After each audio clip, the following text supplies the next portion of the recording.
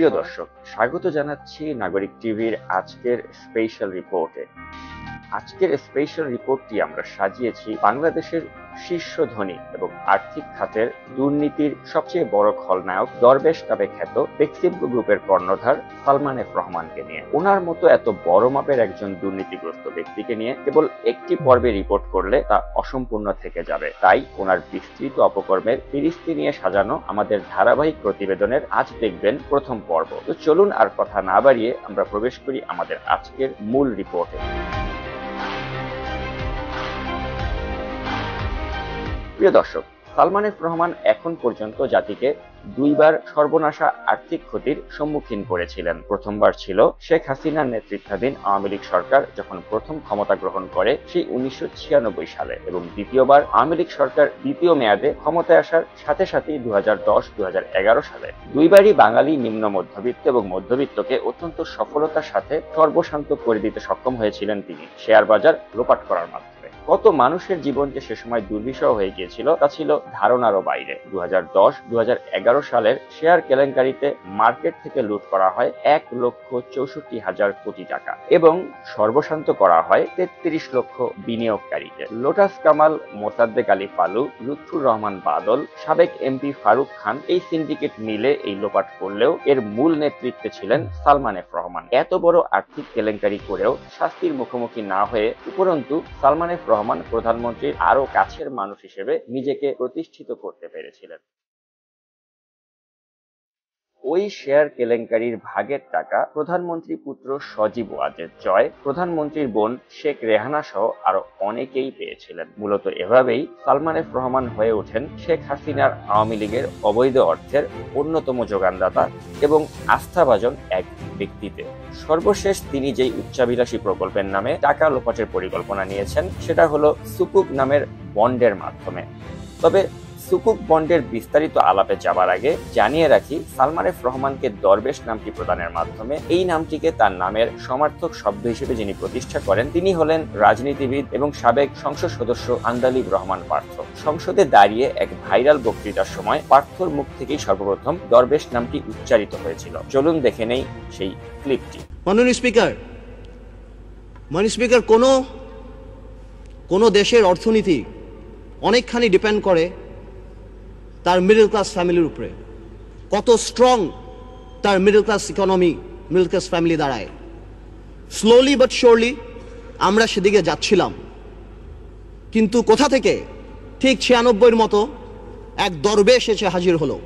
মাননীয় স্পিকার, এটাকে আইসোলেটেডলি করে দেখলে হবে না। আজ থেকে 3-4 বছর আগে যারা সেলফ ডিক্লেয়ার্ড ব্যাংক্রাপ্ট ছিল, আত্মস্বীকৃত দেউলিয়া, যারা নিউজ পেপারে বলেছিল 700 কোটি টাকা 800 কোটি টাকা লস, যাদের 1000 কোটি টাকা বরং, সেই দরবেশরা এই 2 বছরে ব্যাংকের টাকা শোধ করে আরো 10,000 কোটি টাকার মালিক হয়ে গিয়েছে। এই দরবেশ এবং তার সাথে তাদের বিভিন্ন মুরিদ। আমি স্পষ্ট করে বলতে চাই, চোর কোনো দলের না। তো প্রিয় দর্শক, সাম্প্রতিক সময়ে বন্ডের নামে যে লুটপাটের মহাপরিকল্পনা হাতে নিয়েছেন সালমান এফ রহমান তা হলো ট্রাস্টির মাধ্যমে পরিচালিত সুকুক বন্ড, যে বন্ডের কোনো সুদ নেই। বন্ডের মাধ্যমে অর্থ সংগ্রহ করে মূলত বড় বড় প্রকল্পে বিনিয়োগ করা হবে এমনটি প্রচার করা হচ্ছে। এসব প্রকল্পের মালিকানার অংশীদার হন সুকুক বন্ডের বিনিয়োগকারীরা। অন্য বন্ডে এই সুযোগ রাখা হয়নি। গত বছরের ডিসেম্বরে সুকুক বন্ড ছেড়ে 4,000 কোটি টাকার বিনিয়োগ তোলে সরকার। বলা হচ্ছে এ অর্থ দেশ জুড়ে বিশুদ্ধ পানি সরবরাহের লক্ষ্যে গণস্বাস্থ্য প্রকৌশল অধিদপ্তরের পরিচালনায় ব্যয় করা হবে। সালমান এফ রহমানের মালিকানাধীন বেক্সিমকোকে একচেটিয়া বাজার নিয়ন্ত্রণের সুযোগ দেবার লক্ষ্যেই এই সুকুক বন্ড ছাড়া হয়েছে এবং এই সুকুক বন্ডের বিনিয়োগকারীরা চাইলে তাদের ইউনিটগুলো বেক্সিমকো লিমিটেডের শেয়ারে রূপান্তর করে নিতে পারবেন। প্রতি বছর সর্বোচ্চ 20% হারে এটি করা যাবে। বেক্সিমকো শেয়ারের গড় দাম 100 টাকা হলে রূপান্তর মূল্য হবে 75 টাকা। তার মানে 1000 টাকার সুকুক বন্ডের বিপরীতে মিলবে 13.33টি শেয়ার।